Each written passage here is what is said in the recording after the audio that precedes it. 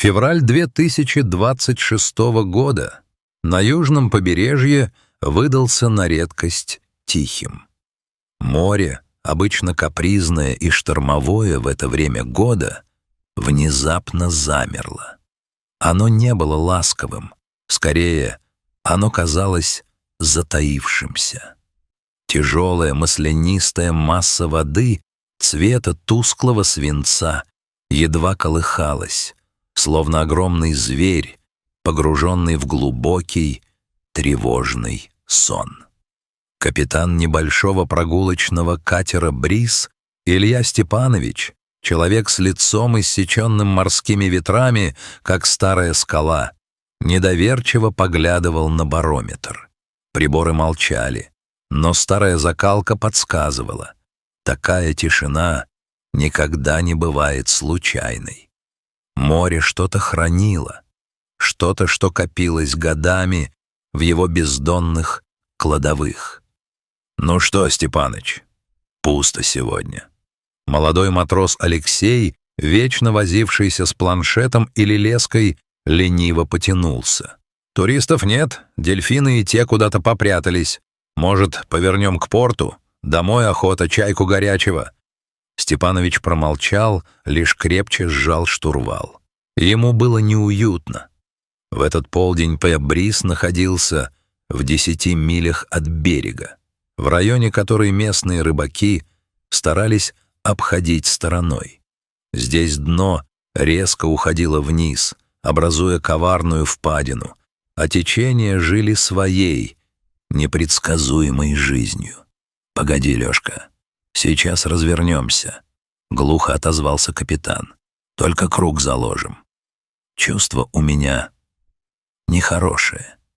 Именно в тот момент, когда «Бриз» начал медленно закладывать дугу, спокойная гладь воды впереди взорвалась веером брызг. Из глубины, словно торпеда, вылетело мощное тело дельфина. Это был крупный афалина, чей облик сразу бросался в глаза. Через весь темный бок, пересекая мощный спинной плавник, тянулся старый, глубокий белесый шрам. «О, смотри, какой вояка!» — воскликнул Алексей, мгновенно позабыв о чае.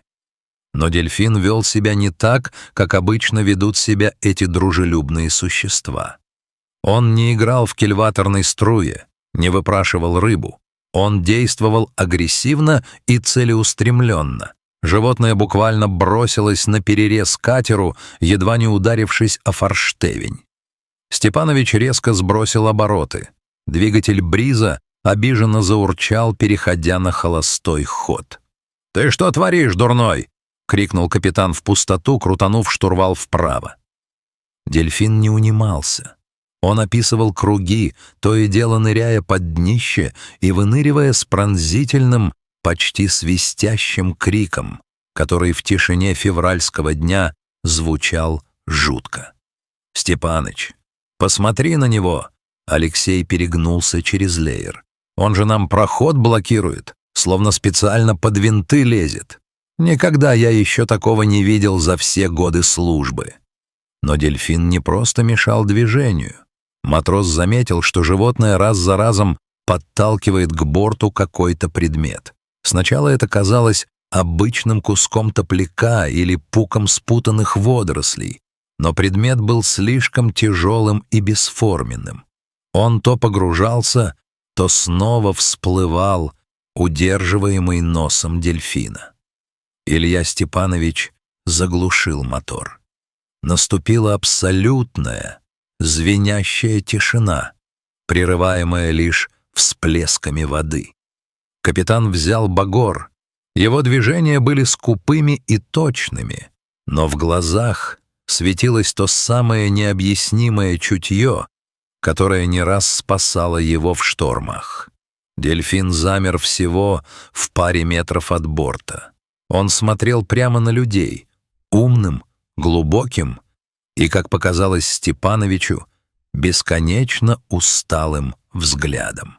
Когда багор зацепил находку, животное издало долгий вибрирующий свист и медленно ушло на глубину, оставив на поверхности лишь цепочку пузырьков. «Тяжелый, зараза!» — прохрипел капитан, подтягивая находку к палубе. «Лёшка, помогай!» Вдвоем они перевалили через борт скользкий, облепленный илом и мелкими ракушками сверток.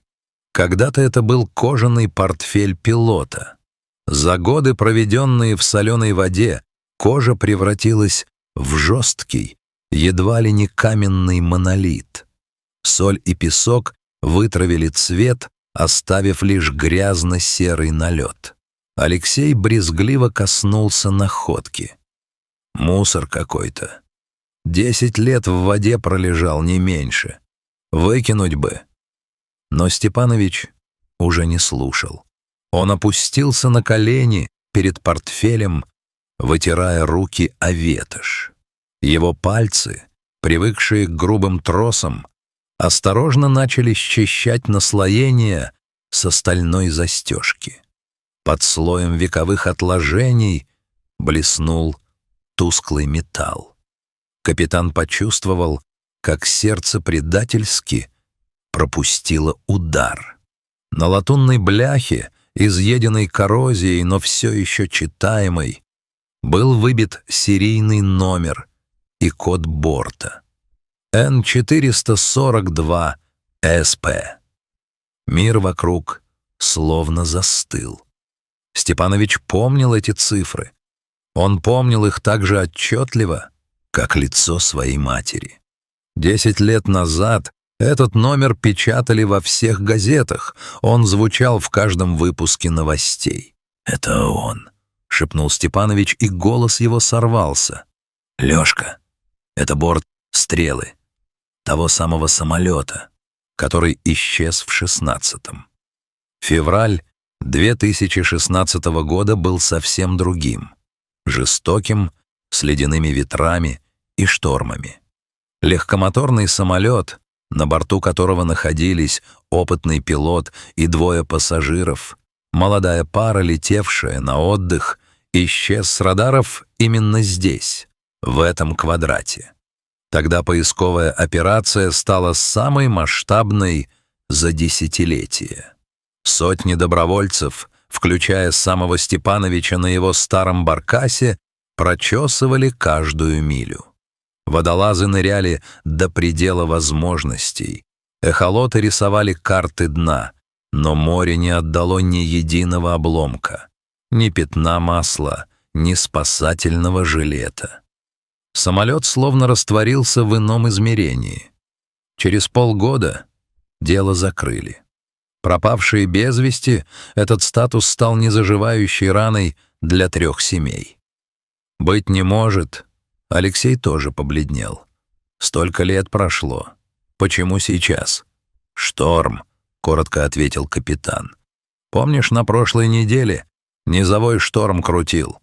Видимо, донные пески сдвинуло. Пласты ушли, обнажили то, что было занесено илом. А он...» Степанович кивнул на воду, где снова показался знакомый плавник со шрамом. Он все это время знал. Или просто нашел первым. Капитан поднялся на ноги. Его фигура на фоне серого неба казалась монументальной. «Лёшка, вызывай береговую охрану. По закрытому каналу. Передавай координаты с точностью до метра. И скажи, что мы нашли стрелу».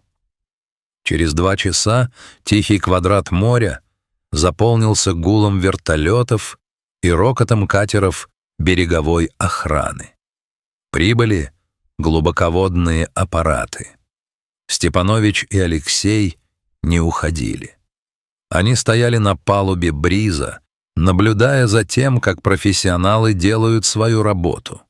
Дельфин со шрамом все это время дежурил неподалеку.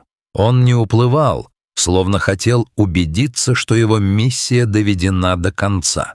Когда первый робот-манипулятор передал изображение на мониторы штабного судна, все подтвердилось. На глубине 80 метров в песчаной ложбине покоились обломки фюзеляжа. Самолет не разбился вдребезги, он вошел в воду под углом и сохранился на удивление целостным. Течение и песок сделали свое дело, превратив его в часть подводного ландшафта. Но номер на хвосте был неоспорим. Самым страшным и одновременно милосердным было то, что люди остались внутри. Они не мучились в ожидании спасения на поверхности. Все произошло мгновенно. Теперь, спустя 10 лет, их родные наконец-то получат право на скорбь и прощание.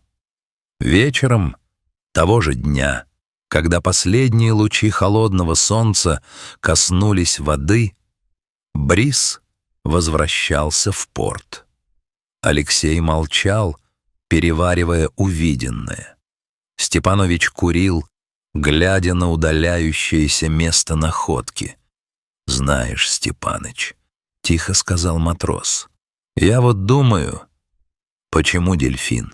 Зачем ему это нужно было?» Капитан выпустил струю дыма.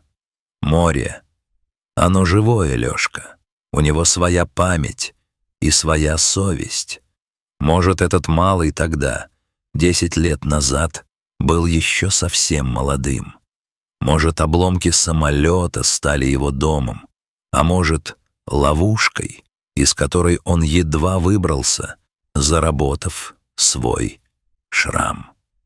Он ждал случая, и когда море открыло тайну, он решил, что время пришло. У самого входа в гавань дельфин в последний раз выпрыгнул из воды, блеснув серебристой чешуей в сумерках, и, мощно ударив хвостом, ушел в открытое море. Он больше не вернется к людям. Его долг был исполнен.